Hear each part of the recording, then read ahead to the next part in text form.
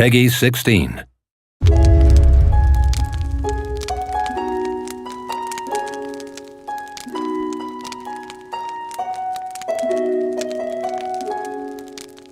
In Calradia, they say that looking back and telling of a fulfilling life gives you peace of mind.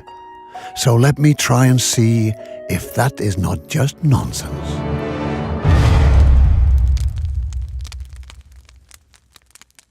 I was born the son of a hunter. We lived a simple life. It was neither good nor bad. But I do not want to complain. Had I been born a daughter, the world would have been far less welcoming. I learned how to hunt with bow and arrows, and also where it was best to sell furs and meat. But I wanted more, and so I apprenticed to a craftsman early on. Later, I would go trading for him. And then I heard of Calradia, where opportunity and danger were said to exist in equal measure. We can fight our way to the top with swords, charm our way up with our silver tongue, or strive for balance in all aspects of life. We come to Calradia as life has made us. Our experiences help us on the way, but the future is all ours.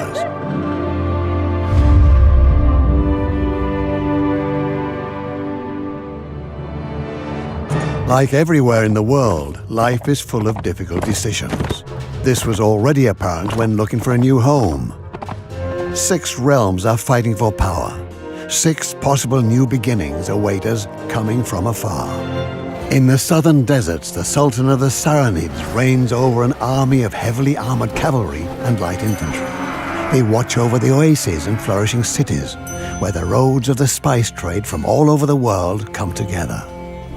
Further north stretch the seemingly endless steppes, where the savage Kirgit riders hunt and pillage. Those who love their life stay away from the sea of grass, but with strength, perseverance, and a steady bow arm, you can conquer your place there. Even further north live the Vagias in their eternally snowy realm. Sea raiders keep attacking their coast, in spite of the king's army and his boyars defending their home bravely with spears, bows, and axes. The more civilized relatives of the raider bands live further to the west by the big cove in the north. They call themselves the Nord after their northern home. They have always been proud of their artful way of fighting with axe and shield on foot, but they deeply despise the southern fools on horses. In the center of Calradia lies the realm of Schwadia, home to the best knights in the world. Anybody who has ever seen them charge, all clad in steel, knows why King Harlaus can even feel safe in a country that is constantly at war with its neighbors. All the way in the southwest, on the rolling hills and along the shoreline, live the Rodok tribes. Time and again they have to fight Schwadia and the Saranids. They defend their thriving trade routes with large crossbows and long pikes. Luckily, I have always enjoyed traveling. Otherwise, I would have never seen all that Calradia has to offer, with its vast lands stretching from the deserts in the south to the coasts in the north. In small villages, serfs slave away for their lords who are often plundered or attacked by bandits. They are wary of strangers, but those who make their life a little easier can earn their trust. The country's nobility rules the surrounding lands and villages from the safety of their 45 castles. Everyone dreams of owning a castle themselves and enjoying the sweet life. But unless you are noble-born, you have to go to great lengths to get that far. Back then, I first made for Shariz, one of the big cities of Calradia. Corruption and crime are as widespread here as trade and freedom. The guildmasters send their caravans out to the whole world. In the taverns, the ale is flowing, and those who are looking for goods and equipment can wander the markets for days.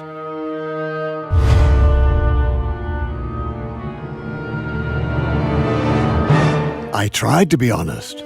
I really did. I wanted to buy things cheaply in villages and resell them expensively in the cities. Slowly build up something. But soon a hard blow hit me. A gang of bandits showed me that one man alone cannot make it far in Calradia. I got some of the bastards, but when they dragged me off my horse, that was the end of it. I needed protection to get my goods safely to their destination. The toughest dogs that coin could buy would serve best. Much coin, as I soon came to realize. I wanted to stay honest, but the cost for my guards was much higher than what my humble trading yielded. Once there is no pay, the lads are gone faster than you can say Calradia.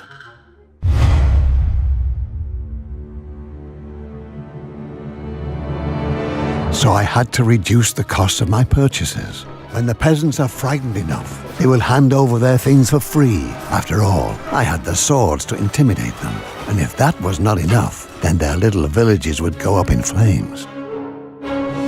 Good pickings, though, are not found in the cellars of those poor bastards, but in the chests and bags that pass from market to market on the caravans every day.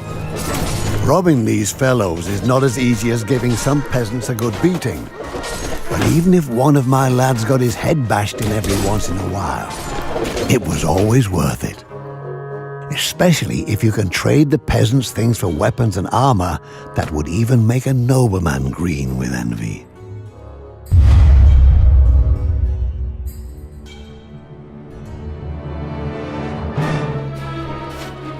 My chance to lead an honest life depended on high walls and towers that had to be conquered first. When my men told me of a castle that was only held by a few men due to the war, we took a chance. We built a siege tower, took up our bows and crossbows, and made ourselves the lord. The lord that owned the castle was too afraid to lose his army and retreated after a few insults had been exchanged. Luckily, his king did not help him then. Otherwise, my newly won life would have quickly ended in the prison of the fortress I had just conquered. But as is well known, noblemen are prone to forget quickly when they receive gifts. And just like that, I, the bandit, became one of them. Despite the whispers about my origins, they all had to welcome me at their banquet tables.